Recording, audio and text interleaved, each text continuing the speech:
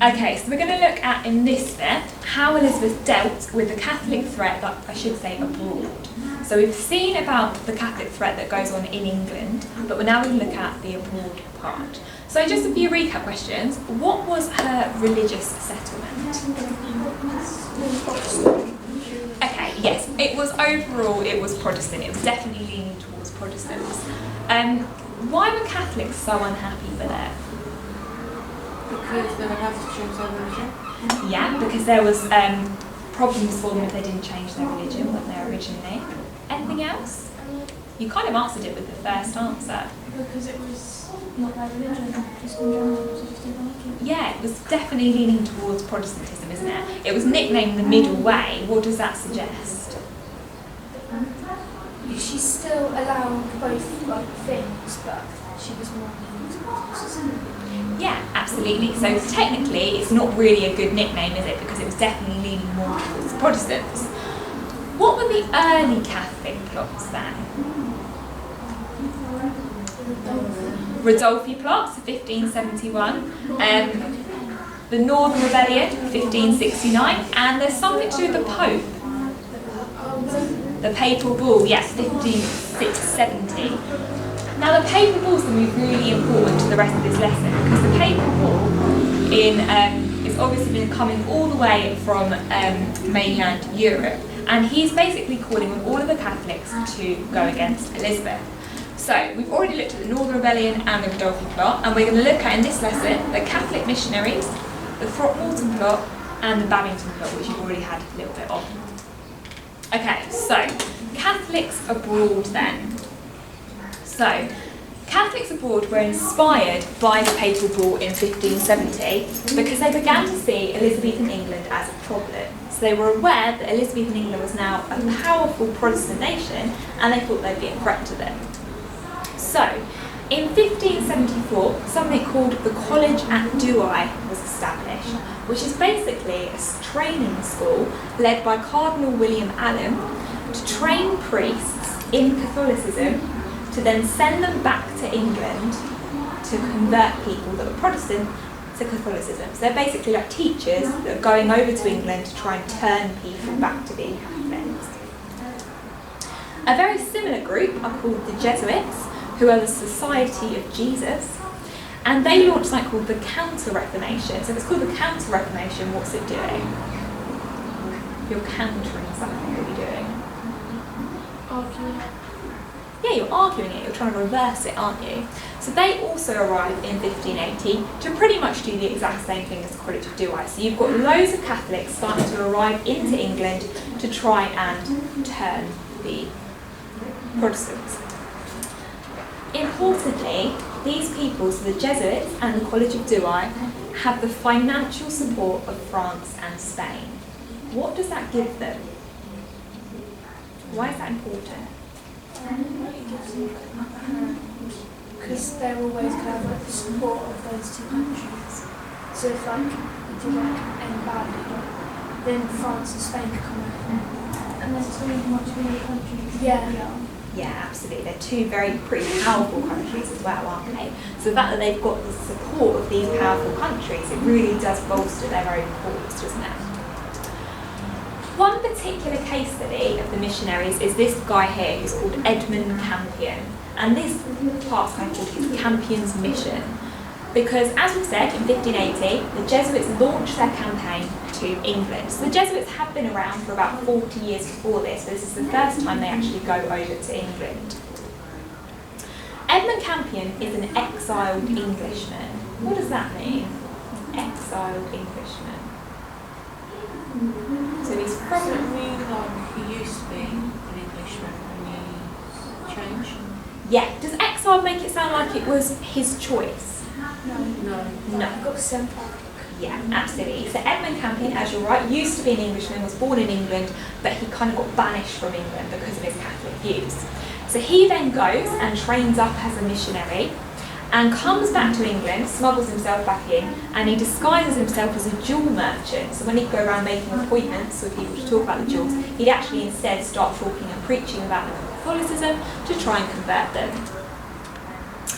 He was kept a very close eye on him. People quite quickly, because of Francis Walsingham, realised what he was up to, and he was arrested the following month.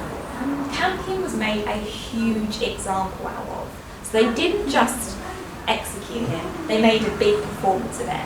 So when they decided they were going to execute him, they dragged him through the streets of London, all battered and bruised. They tortured him in the Tower of London for 4 months, and eventually, when he was executed, he was hung, drawn and quartered in a public display. Why do you think they made Campion's execution such a performance? This is what's going to happen to you if you try and someone else tries to do that, you'll just end up like him. Absolutely, it's a threat, isn't it? They're making an example out of him to try and stop people from doing the same thing. Okay, second plot. Now, these two Catholic plots are very similar. This one is the Throckmorton plot that happens in 1583. It's led by Sir Francis Throckmorton, so like I said, most of the plots are named after the people that actually do them. He planned to assassinate Elizabeth and replace her with Mary Queen of Scots on the throne.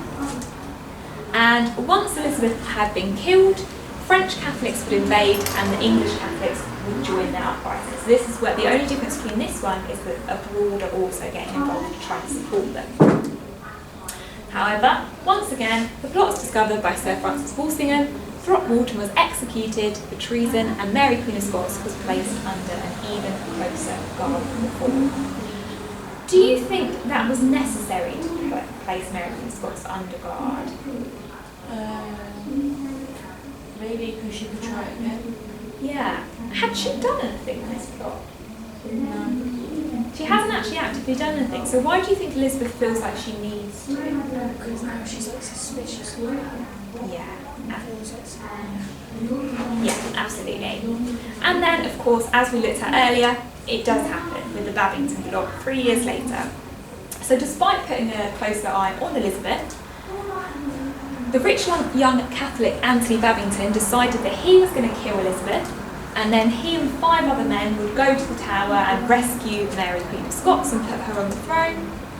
And as we discussed before, he contacted Mary Queen of Scots through coded messages that were in beer barrels. So you can see on the PowerPoint slide, that was the actual message that was sent. And then underneath is the code that Sir Francis Walsingham worked out. On the next slide, actually, there's actually a little activity. That's the actual message. And in your own time, if you're really bored, you can try and crack it for yourself. Okay, but obviously Walsingham cracks the code and Mary Queen of Scots is executed the following year. Why was she executed this time?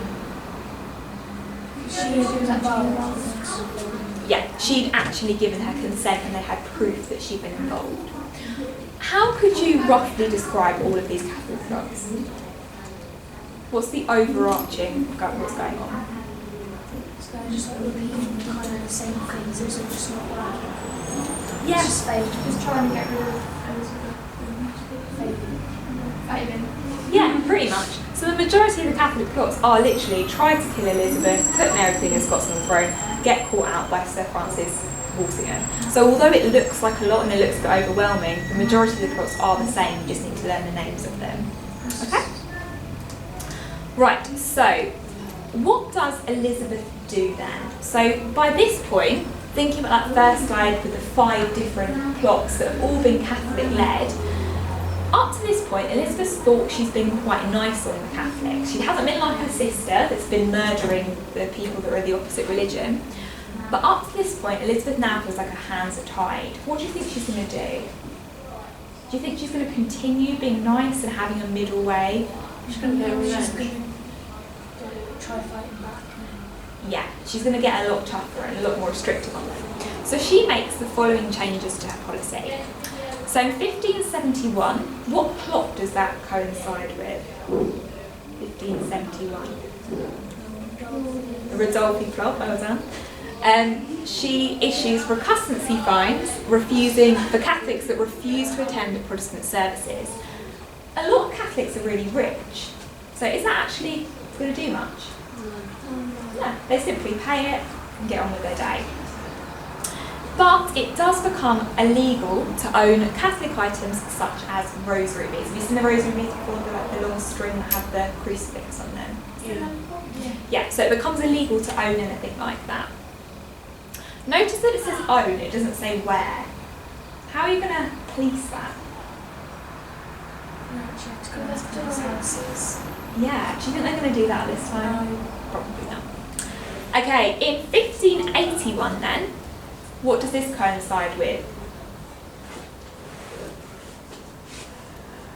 The missionaries. They start to raise the recussancy fines to £20. That's obviously a lot of money for back then. And it becomes high treason to convert to Catholicism. So anyone that actually converts to Catholicism is treason. And what is the punishment for treason? Execution. Yeah, execution. Later on in 1585, so this is after the Morton plot, it then becomes treason to have a Catholic priest in your home. Now, right from the very beginning in the religious settlement, she said that Catholics have to pray in private. So if you can't have a priest come into your home, what is she effectively doing? Yeah, stopping them from being able to worship at all, effectively. And any priests that were found in people's homes preaching were executed. And then by 1593, so this is after all of the Catholic books we've looked at, she imposes a travel ban of 5 miles on the Catholics. The Catholics cannot travel any more than 5 miles from their homes. Why do you think she's done that? So that they can't all get together, travel to come against her. Yeah, absolutely. So they can't congregate. You also said travel. Travel where? Yeah, think wider. Where can't they go? Think about Edmund Campion. Yeah, they can't go out of the country, so they can't go and join the big Catholic powers like France and Spain and live their life in how they want to practice their religion. They have to stay in England. Okay, so what I would like you to do then is, using all this information, I have also put scans of the textbook onto the OneDrive as well. I would like you to, you can either do this on the computer, in your books, however you want to do it. Create a timeline with the Catholic plots on one side of the line, so on the bottom, and a little summary of what the plots were. And then on the top of the line, I would like you to summarise what's going on with her religious policy. So thinking about the religious settlement and then how that changes, thinking about these things. Does that make sense? So a timeline on the bottom, what the Catholics are doing, on the top, what Elizabeth's doing, just so you can really clearly see where the changes happen against the plots. And then after that, emerging, developing, how serious do you think the Catholic threat was to Elizabeth? Which plot do you think posed the greatest threat to Elizabeth and why? And do you agree with her reaction to the Catholic threat? Or, securing and mastering, do you think that Elizabeth's actions towards the Catholics after 1580 were justified? And what was more dangerous to Elizabeth, covert rebellions like the Jesuit missionaries, or overt rebellions like the Northern Rebellion? What do I mean by that last question? A few confusing words in there. What do I mean by covert rebellions like the missionaries? They were trying to change people's religions Quite peacefully. Like they weren't doing anything too out of the Yeah, absolutely. So they're trying to change people's religion, but they're doing it quite sneakily, aren't they?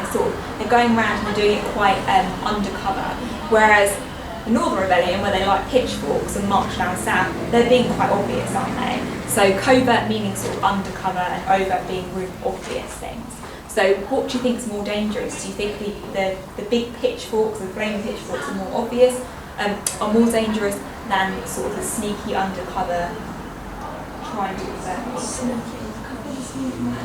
could transform so sneaky and then they could quite bad. They could. With the overt ones as well, what's the danger there? You can usually get caught.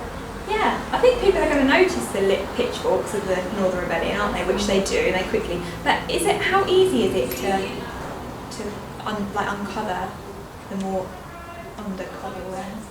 It's like harder, but I don't know. I don't know what I'm trying to You can't really prove anything. Yeah, you have to like catch someone in the act, You have don't to you? So it's actually quite have difficult to. evidence for that. Yeah, absolutely. So for that question, I would just talk a little bit about each and then